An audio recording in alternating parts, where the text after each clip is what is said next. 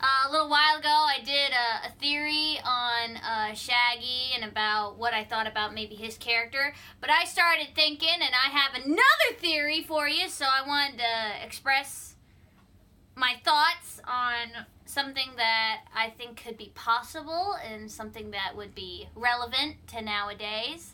So, but before I get into it, I'm letting you know right now there is technical spoilers that will be mentioned in this theory. So, today I'm going to be talking about the recent release of Disney, which is Coco. So if you have not seen the movie Coco, or if you don't know much about it, and you still want to see it, and you don't want spoiler alerts, don't watch this video, okay? So, my theory today, well, let me give you a little bit of a backstory before I get into it. So, originally, I'm obsessed with Disney. I love Disney movies. I do. I barely turn a Disney movie away. Like, it's very rare for me to, I don't want to see it. Peter Pan. Yeah.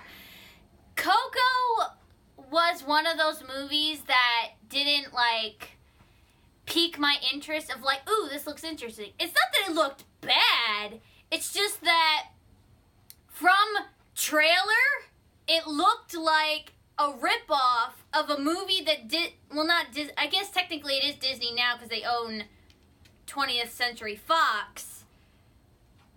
A similar movie they made a few years ago called The Book of Life. Now, The Book of Life was a movie about two guys, best friends, who were in love with their childhood sweetheart, this girl. Her name was Maria.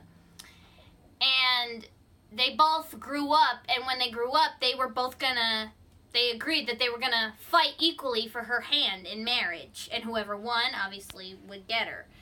Now, that movie, I'm not gonna spoil too much, I'm not gonna talk about that movie too much either, in case you guys haven't seen that movie. Both movies of Coco and The Book of Life have a similar Dominican or Spanish culture, talking about a holiday they call, don't hate me for my accent, Dia de los Muertos, which is Day of the Dead in Spanish. Now, the Day of the Dead is kind of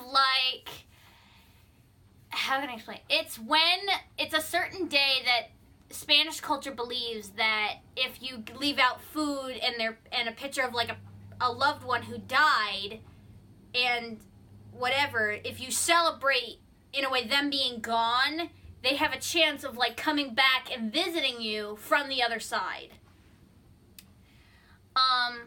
So they both movies have that kind of Dia de los Muertos, talking about a land of people where people go after they die. There are certain similarities between the movies that made me not want to see it because it looked like it was a ripoff. It looked like they were copying themselves. And I liked The Book of Life too. It was, again, just okay. But, I didn't want to feel like I was watching the same thing, just in different contexts. You know what I'm saying? But I recently watched Coco for myself.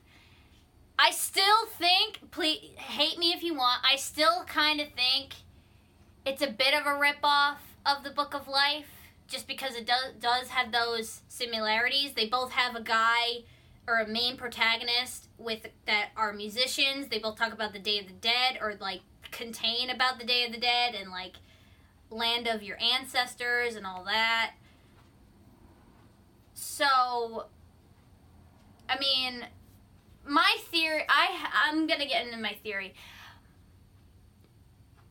So, I'm going to give you a little breakdown. The main guy, there's a little boy in the movie Coco. His name was Miguel. His family was long descendants of shoemakers. But before they become shoemakers, his great-great-great-grandfather, I don't know how many greats it is, but a lot of great-grandfathers, ages ago, was a musician. Now, to them, or what they knew of, his great-great-great-grandfather left his family, his wife and his young daughter, to go play music, and he never came back. Now, they thought he just ran away from his responsibilities, but that's not the case. I'll get into that later. And obviously, generations later, we have Miguel. He wants to be a musician, kind of like, you know, or he wants to bring back music into his family's life, but they hate music because of his great-great-grandfather. We learn, or, you know, later in the film, Miguel thinks that this famous guy that he's, like, obsessed with, or that he's a fan of,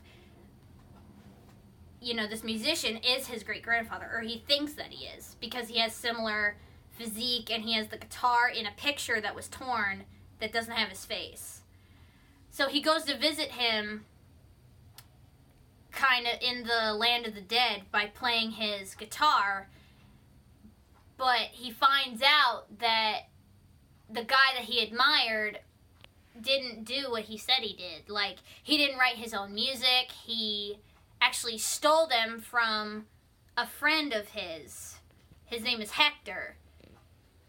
You know, and Hector and Miguel become friends, and he wants to help Hector get to the other side, or to celebrate with his family on Dia de los Muertos, because nobody has his picture up for some reason. We don't know why. You can't cross over if you don't have your picture up. That's just how it works.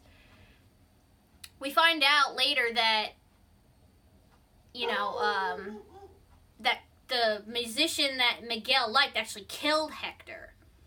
And Hector is actually his great-great-grandfather. But my theory is Hector was the musician, right? He had to get that love of music from somebody, right? He had to see it somewhere. He had to maybe get inspiration from somebody he looked up to. My thought is his father. Now, I mentioned the Book of Life earlier. Now, the Book of Life characters have a similar physique and look to how the family looked, the Rivera family looks in Coco. So my thought is, what if, just saying, what if the Book of Life characters, his name is Manalo and the girl's name was Maria, what if they had a kid, which I am suspecting is Hector, which is, you know, Miguel's great-great-grandfather, and then he got married and then had his and then it kept going, and then you get to Miguel through the generations. So, is Manalo, I think that's how you pronounce it, from the Book of Life, Miguel's quadruple great-great-grandfather? That's just my thought, because they have similar looks to the family. Like, all the women kind of have like a rounded, somewhat face, and the guys kind of have like a squarish face going on. Like, you get that from the male side and the round side from the female. The only round-faced male that we see is Miguel's, but, you know, that's understandable, because it's been generations of women, you know, daughter after daughter. Miguel's the first boy to be born in generations. So my thought is, the movies are so similar that I feel like there's got to be some sort of connection, because they don't both talk about Dia de los Muertos, or they both contain, like, you know, what happens after you die in Dominican culture. And even if I'm wrong, even if he's not maybe his great-great-grandfather or whatever, I feel like that one makes more sense versus this other theory that I have that maybe, you know, Miguel is like Manalo, or however you pronounce his name's reincarnate, right? That's my other theory, but I don't even know. Let me know in the comments if Dominican culture believes in, like, reincarnation or whatever. But that's just my thought. It looked like these movies are so similar, and there's such, like, connection in a way that you can't not compare them. And even when you look up Coco online, if you go under similar movie suggestions, The Book of Life is the first movie on the list. So I just question, you know, if there's some kind of thing going on. And again, now technically Disney owns The Book of Life, since that was made by 20th Century Fox, and now they're going through with the deal. I don't know if it's complete or what. I've heard that they technically own 20th Century Fox now. I don't know if that's right. But if they do, then technically Disney owns the rights to the Book of Life. Which would mean that in the lineup of Disney movies, the Book of Life would technically come up. Which means that eventually, as more and more Disney movies are getting made, you have to continue the Disney theory that all Disney movies are connected. So my thought is that those two movies are connected. Let me know if you guys have, heard anything about that theory. I don't know. This is just something I came up with myself. I don't know if it already exists on the internet. It probably does. I don't look up this stuff. But, yeah, I just saw a similarity in the characters. And I saw a similarity in just how it's drawn and how, the characters are made and how, it's about family and love and all that. And they both contain Dominican culture. But, whatever. But that wraps up this video. If you have video suggestions, write down in the comments, like and subscribe, and I'll see you guys in the next video. Bye!